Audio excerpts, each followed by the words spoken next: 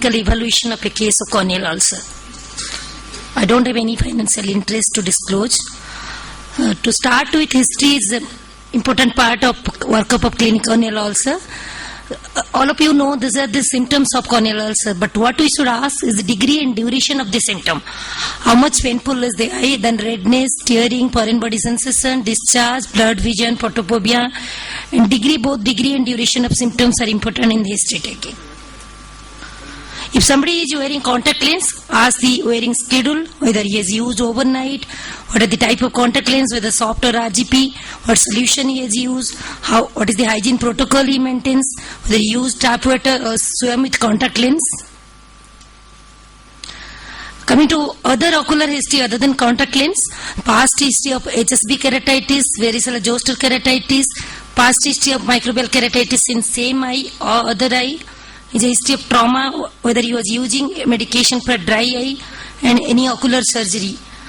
This is the case where patient give a history of trauma. Many times we ask the history of trauma, okay, they give a history of trauma, most likely it is fungal. You can see there is a foreign body lying in the corneal ulcer. Okay, this. Yeah, if you don't remove the foreign body, it is not going to respond to your management, medical management. These are the predisposing factors which should specifically ask when the patient presents to you.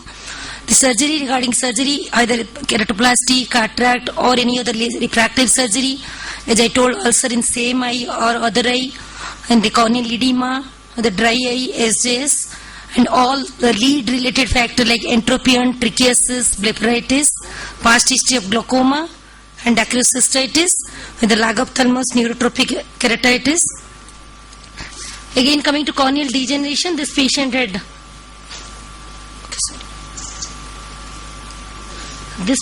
lattice dystrophy. You can see thin refractile lines. So he had a microbial keratitis. So it may take longer time if you have a lattice dystrophy for healing. Similarly, the past history of surgery, you can see the wound here. He had undergone some small incision cataract surgery before presenting with a microbial keratitis.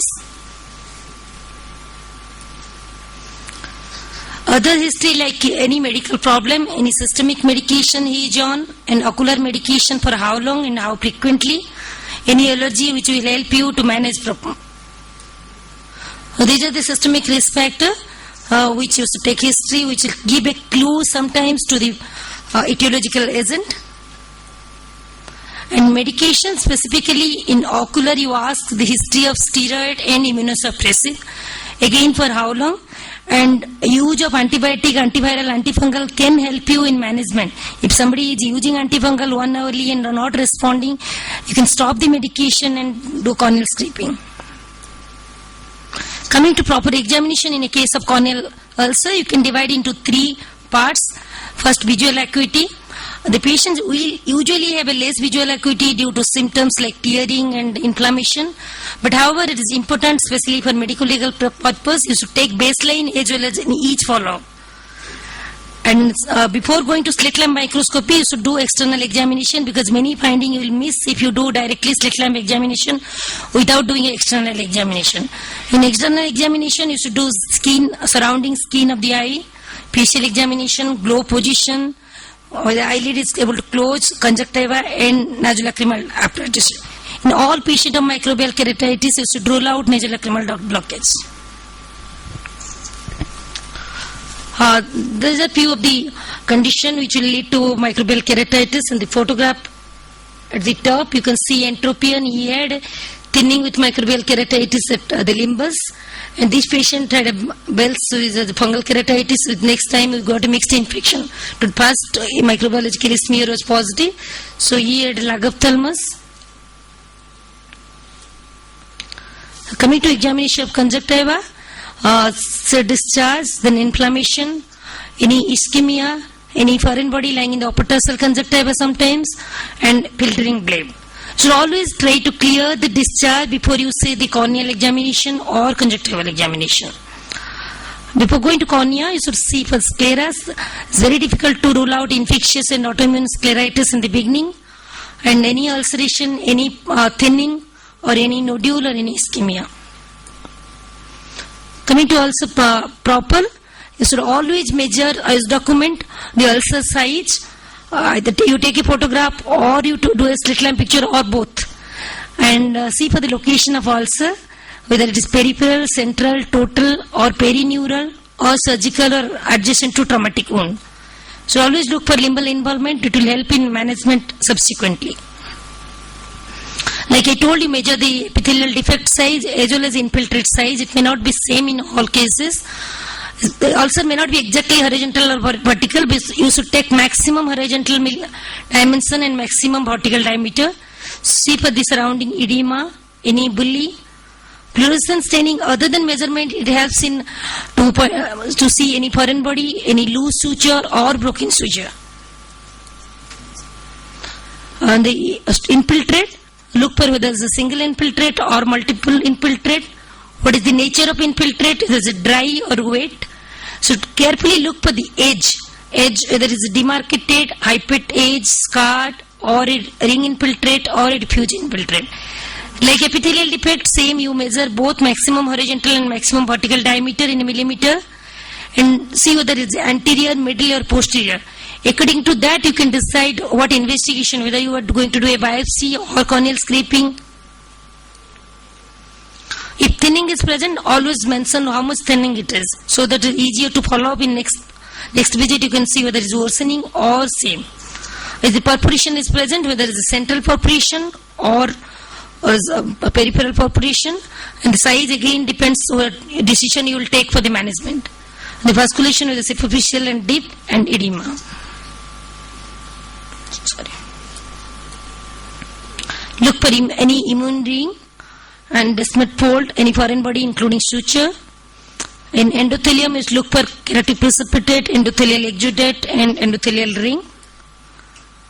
In antechamber it is deep, shallow or flat. Look for hypopion and always measure hypopion in millimeter.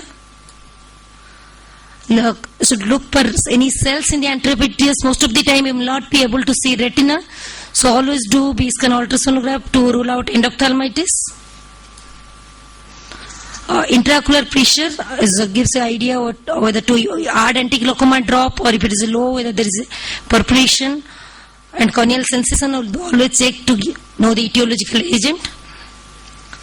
Then I'll briefly describe about typical feature of normal microbial keratitis.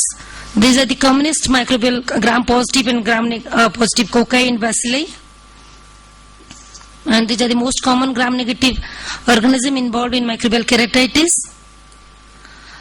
These are the few pictures of staphylococcal keratitis. So you can see well demarcated border and surrounding cornea is almost clear. But however, this patient had a blind eye, so it mostly occurs in immunocompromised cornea.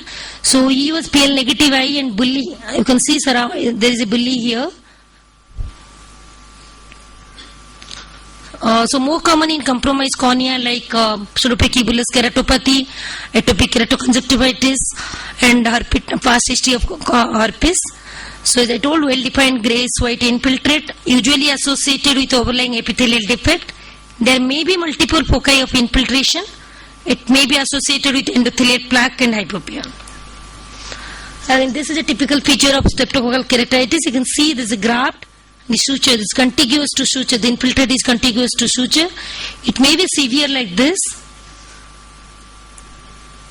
It may follow after trauma. And the most common risk factor is NLDO. So dual syringing in all cases of microbial keratitis.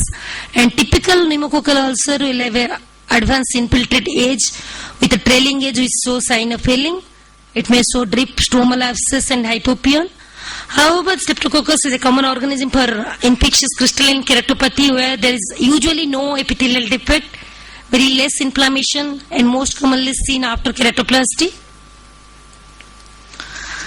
This is a typical feature of nocardia keratitis. You can see superficial pinhead infiltrate arranged like a rat pattern.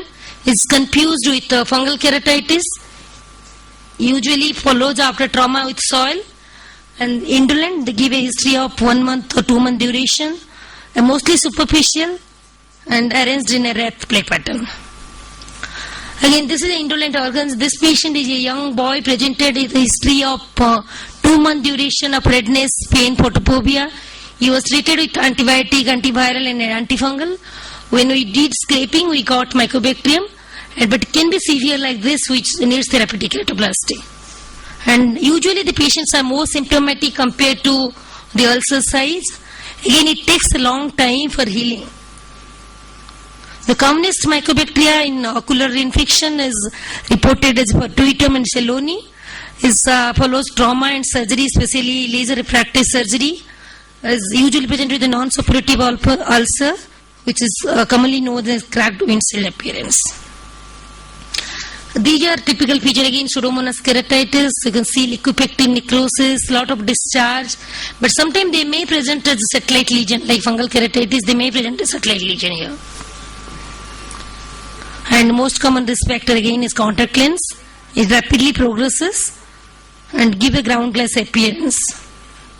So, fungi can be divided into filamentous and yeast. In India, we mostly say filamentous fungi.